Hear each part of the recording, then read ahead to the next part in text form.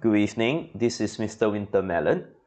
So in the last two chapters of plant, we have learned about the nutrition in plant as well as the transport system in plant. In this series of video, we are going to learn about the reproductive system in plant.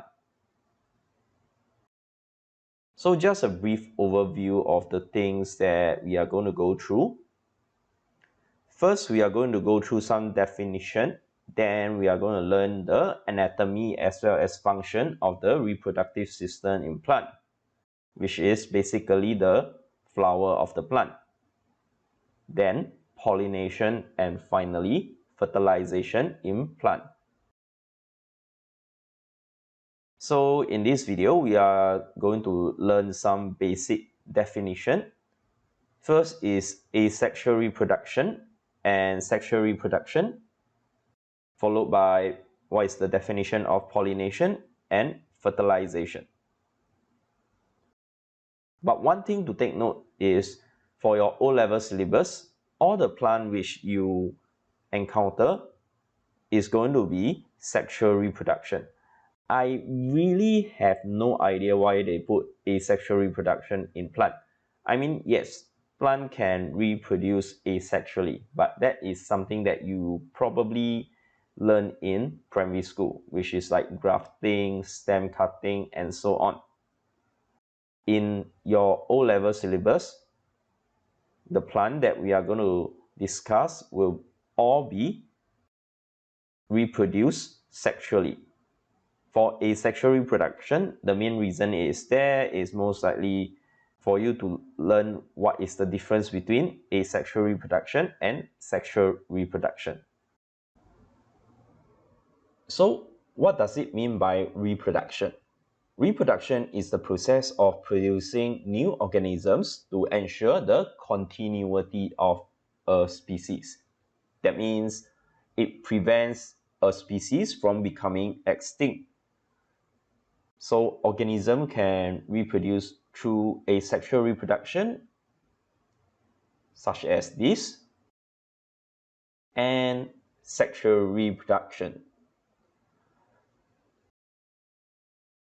So for asexual reproduction, the definition is a reproductive process resulting in the production of genetically identical offspring from one parent. So please copy down the definition of asexual reproduction. It's very important that you know the definition. It produces genetically identical offspring and it is only from one parent. This is asexual reproduction. It always only involves one parent and the offspring are genetically identical to the parents.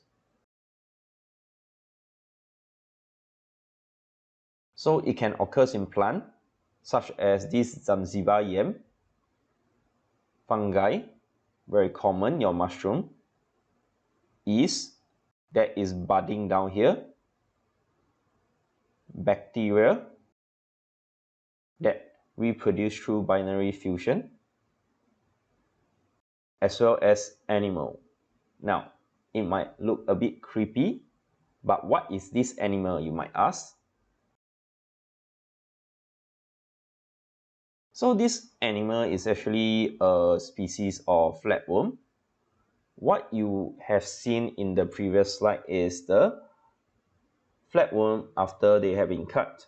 If you are interested in video of this flatworm, I will link it down in the link below, or alternatively you can click on the thing that is propping up on the top right hand corner of this video if you are watching it on your computer. Not sure if this will come out in mobile device though. But anyway, this flatworm, right, when you chop it into different parts, each of the different parts will grow into new flatworm.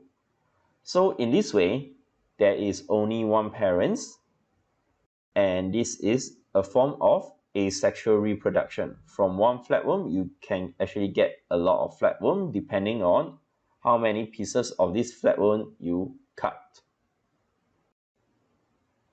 As for sexual reproduction, the definition is a reproductive process involving the fusion of two nuclei. What is nuclei? Nuclei, that means the nucleus of the gametes. What is the meaning of gametes? Gametes is basically sex cell. For example, your sperm and your egg, they are gametes. Gametes are sex cell. To form a zygote resulting in the reproduction of genetically dissimilar offspring. So please copy the definition down. Important for you to compare sexual reproduction definition and asexual reproduction definition. You need to know the difference.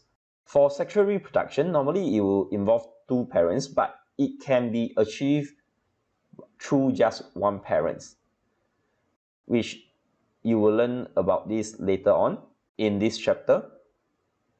And for sexual reproduction, there's a fusion of two gametes.